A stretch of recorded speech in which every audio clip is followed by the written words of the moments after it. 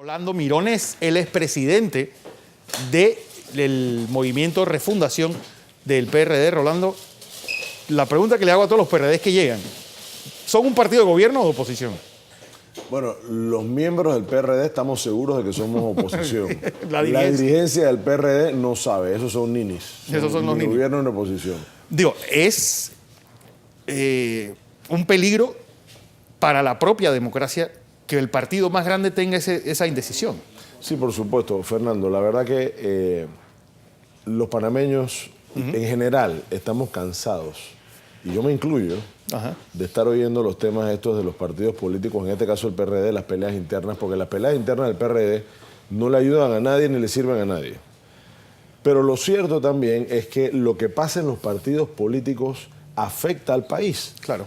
El país necesita de partidos políticos fuertes, de partidos políticos que puedan hacer su trabajo. Los de gobierno que hagan un trabajo por el país, para que el país avance, para que el país crezca, que sean colaboradores de todas las iniciativas privadas, etcétera, y que regulen la parte que es necesaria que los gobiernos siempre regulen.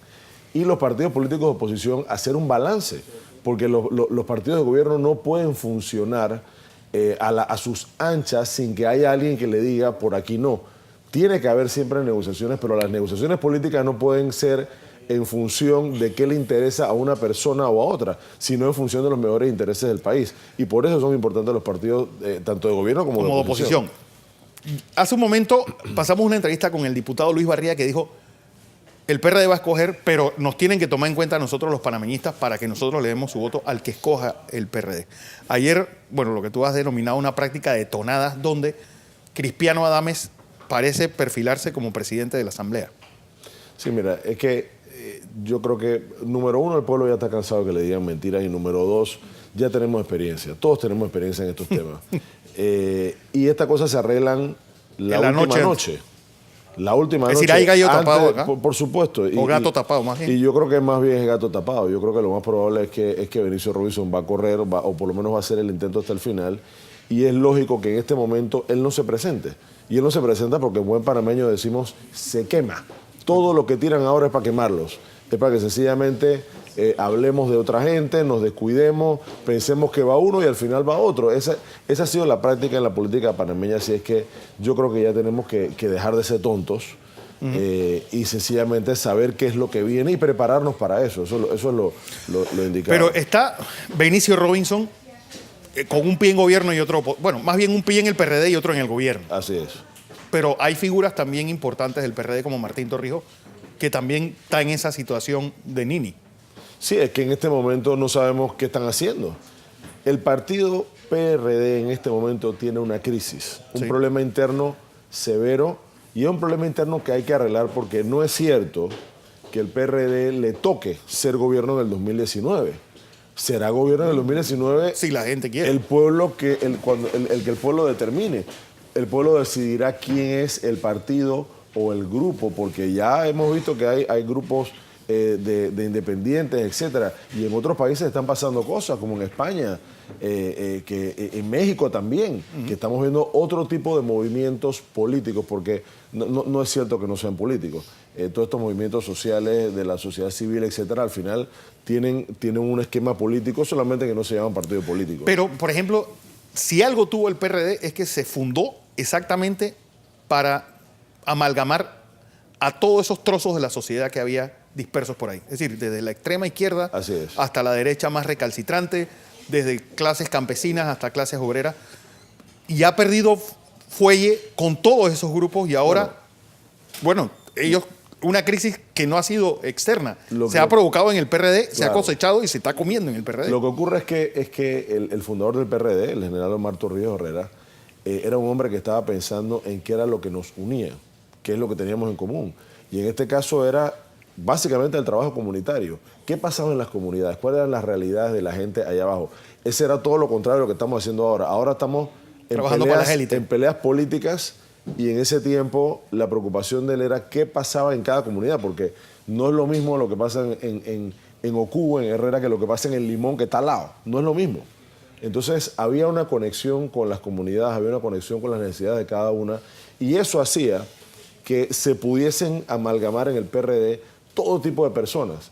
Con el tiempo, el PRD fue perdiendo su conexión con las comunidades y fue perdiendo su conexión con las necesidades sociales y se convirtió en un partido electoral. Esa es la verdad. Entonces, ese es el problema, la ausencia de un partido permanente. Ahora, y aparece entonces un partido Electoral. solamente cada 5 años para buscar votos. Pero, es decir, si yo me dijeras cuál es el fin por el cual el PRD lo amalgamaba, era la recuperación del canal. Se quedaron sin esa misión ulterior y ahora pues están dando palos de ciego buscando algo que los una y es lo que no encuentran. Mira, lo que pasa es que la recuperación del canal era una meta. Esa meta se logró, pero por ejemplo, el producto de la recuperación del canal, eso no se ha logrado que ese producto llegue a todo el mundo. Todavía seguimos en el país con problemas severos de educación, problemas severos de salud. Y al final, yo te diría que el objetivo central del PRD, porque el PRD fue creado como un vehículo para lograr cosas hacia la sociedad, y el objetivo central es el desarrollo humano. No era un tema de vamos a hacer carreteras por carreteras o vamos a hacer hospitales por hospitales. El centro de todo debe ser el ser humano, en este caso el panameño. ¿Cómo hacemos que la vida de ese panameño sea mejor? Así que los retos para unir al PRD existen. O sea, hay muchísimos retos que nosotros tenemos que cumplir. Tenemos que llevar al país al siglo XXI en materia de educación, porque estamos atrasados. Estamos en el siglo XXI porque estamos en el año 2015. Pero estamos retrasados con respecto a otros países y no es justo que Panamá lo esté en temas educativos, en temas de salud, por ponerte algunos nada más. Fuiste viceministro de Economía y parece que ese es el talón de Aquiles de este gobierno. Una economía que se siente paralizada y no arranca. Mira, yo considero que aquí hay una situación, hay dos problemas. Un problema es la planificación, que pareciera que en muchos casos el gobierno no estaba preparado para ganar, y yo creo que eso es grave, porque cualquiera que esté compitiendo tiene la opción de ganar, y entiendo que ellos tenían sus encuestas, etcétera, y aunque haya sido una sorpresa para algunos, el gobierno debió saber que tenía una buena posibilidad y debió haberse preparado.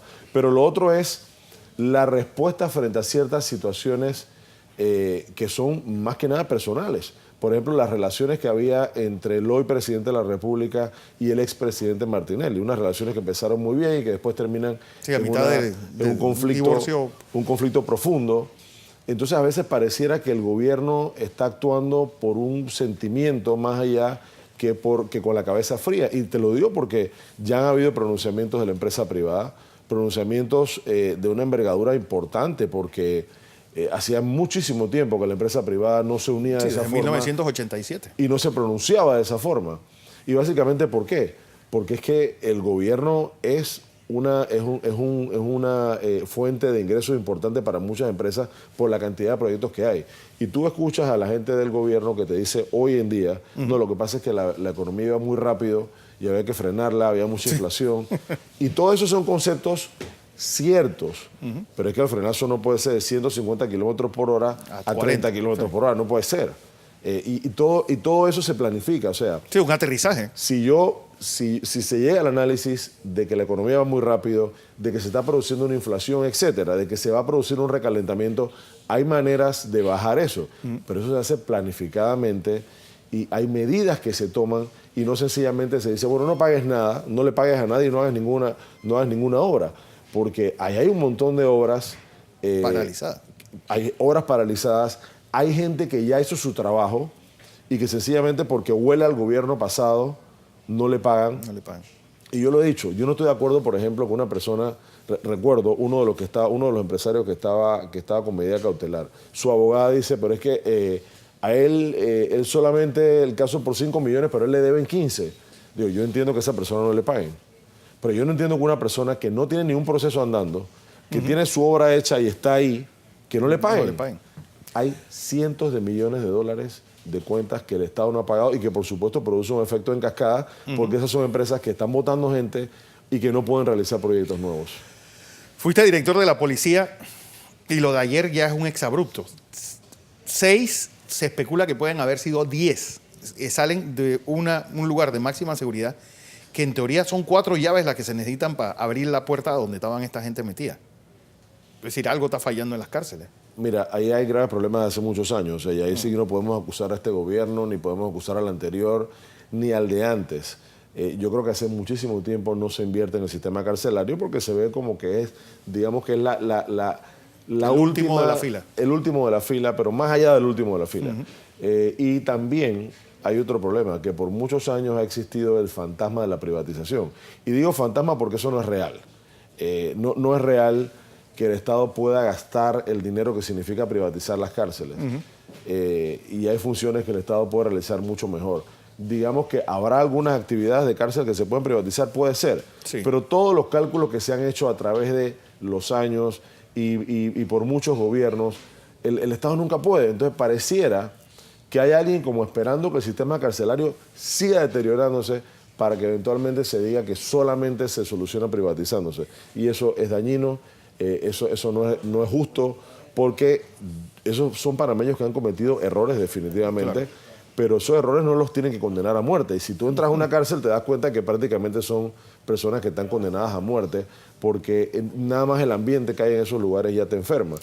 Entonces yo creo que tenemos que ponerle el ojo a eso, porque esas son personas que afectan a la sociedad de una u otra forma, ya estando ahí o cuando salen o cuando se escapan. Claro. Y créeme que no se escapan más porque no quieren, porque ahí no hay las medidas de seguridad suficientes porque es evidente que tú no puedes controlar las cárceles a partir de hombres, de meter más gente y más gente y más gente, y no hay suficientes custodios porque no es mucha la gente que quiere trabajar en esa condición. Por último, ¿qué toca ahora con este movimiento de refundación del PRD?